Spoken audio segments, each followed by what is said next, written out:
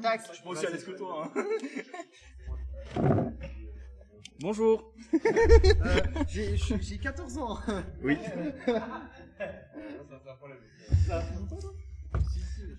Bon bah j'ai joué Unchained. C'est la meilleure introduction du monde.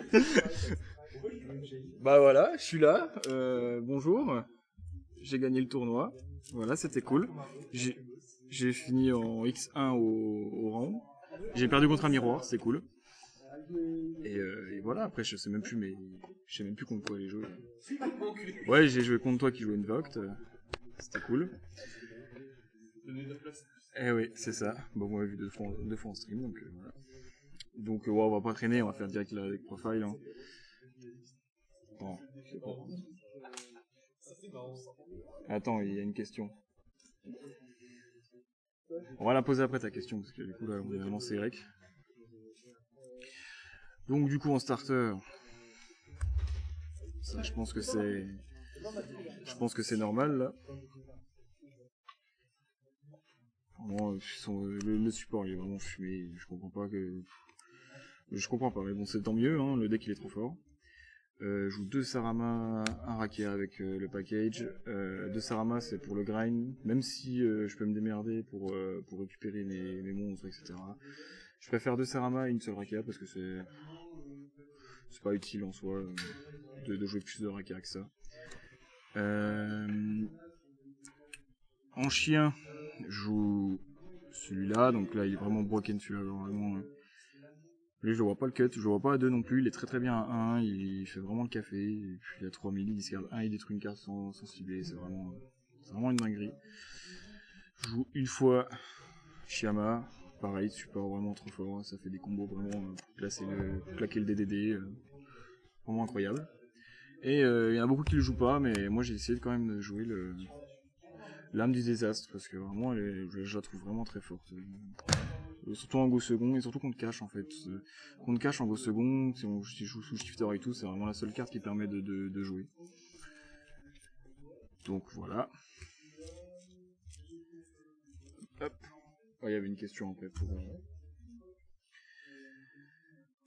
Je joue max de magie piège Unchained, vraiment à fond. Au début j'ai commencé le deck, je jouais 2-2. Puis j'ai joué 3-2, puis même en deck 3-2, j'ai trouvé des moyens pour briquer, alors je joue 3-3, et du coup je joue la version, en même temps je joue la version guide. Voilà, je vous montre tout ce que je joue en consistance, vraiment à fond. Guide, je sais pas, je trouve que c'est vraiment trop fort, ça m'a fait gagner tellement de trucs, si elle passe, c'est incroyable, si elle passe pas, tant pis, si je des extends et tout, je peux leur faire des trucs. Elle est vraiment folle la carte, je trouve, avec le guerrier Ringo et tout. Enfin, bon, prospect c'est incroyable dans le deck aussi. Et du coup, en free spot, j'ai décidé de pas jouer que des entraps parce que en fait ça me faisait un peu peiner de jouer prospect en main deck sans avoir l'accès de cartes broken ou juste des entraps. C'est quand on est go second et puis qu'on fait un peu de prospect alors qu'on a déjà des extends et compagnie, on veut avoir une petite carte comme TTT, comme machin, et du coup bah ça explique mes free spots que je vais montrer juste après. Hop, hop.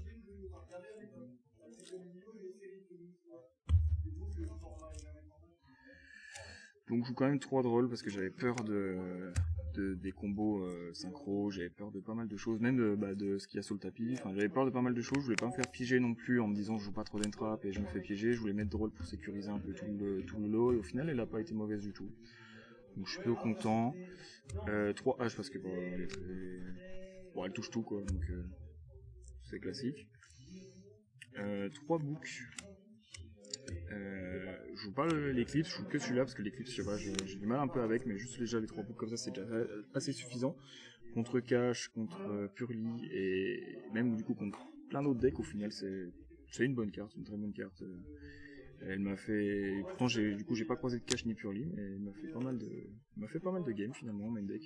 Et du coup, comme je parlais tout à l'heure par rapport au prospect, j'ai 2 PTT, une TTT et un plumeau. Et voilà, je suis à 41 du coup, donc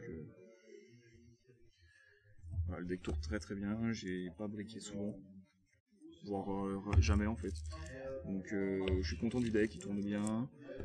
il fait souvent des mains avec des extends, etc. Si la guide elle passe pas et tout. Enfin, vraiment le deck, je suis content. Et il a bien tourné. Et puis voilà quoi. Quand ça tourne bien, ça paye. Et voilà.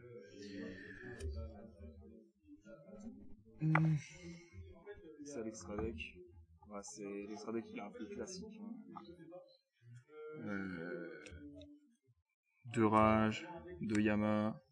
Vu que j'ai beaucoup de place, je peux me permettre de jouer 2 angoisses, et même j'ai encore beaucoup trop de place, je peux jouer même 2 abominations. Alors, j'ai vraiment mis le max.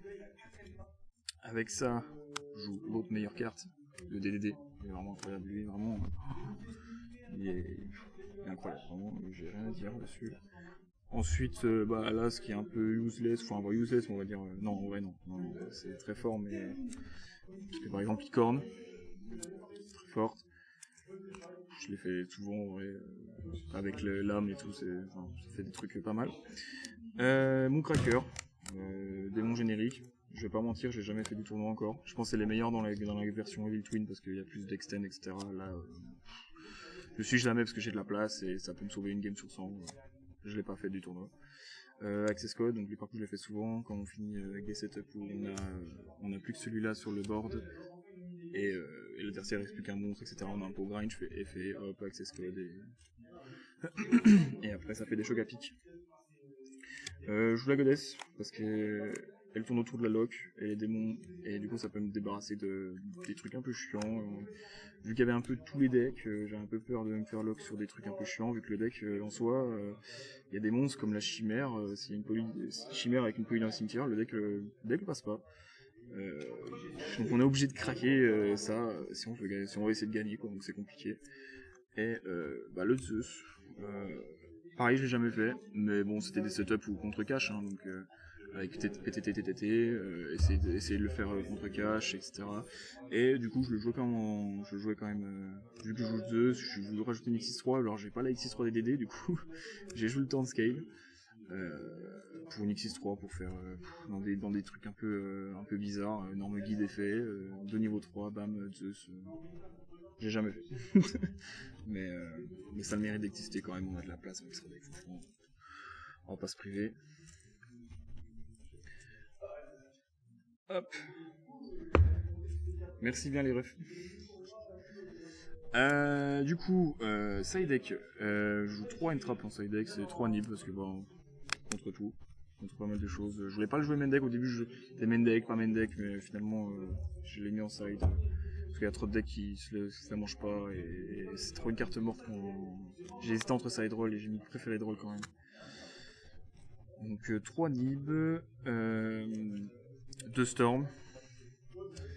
Un héros des abysses parce que je joue PTT et ça gère les monstres non affectés et tout, donc c'est fort. Enfin, c'est surtout pour la Purlier en réalité.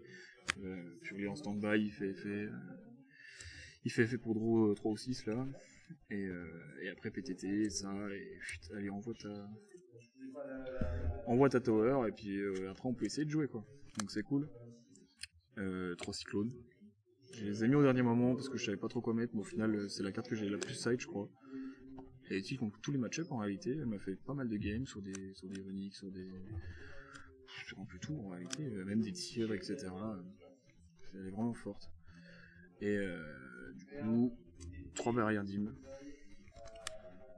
Je crois que j'ai pas eu le temps de la claquer. J'en ai claqué une, je crois. Mais sinon, c'est une carte forte aussi, c'est vraiment cool dans le format. Et alors ça m'a surpris, c'est pareil, c'est une carte que